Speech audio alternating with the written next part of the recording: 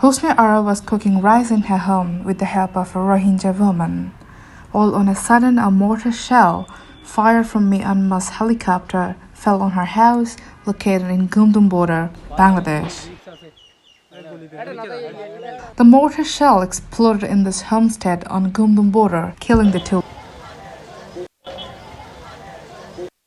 At 2:30 p.m. on Monday, residents of Jalpaital village, Gumdum Union on the border reported that the incident happened amid fierce clashes inside Myanmar.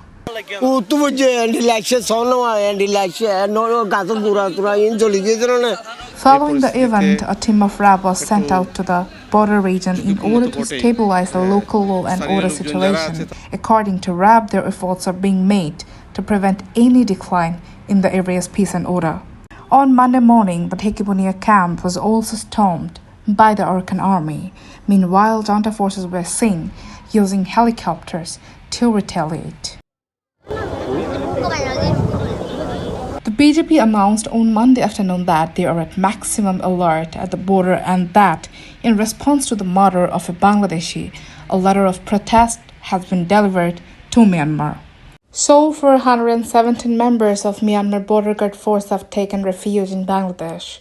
Among them, 7 members are being treated at Coxsbazar Government Hospital, from where 3 members were sent to Chittagong for advanced treatment on Monday afternoon.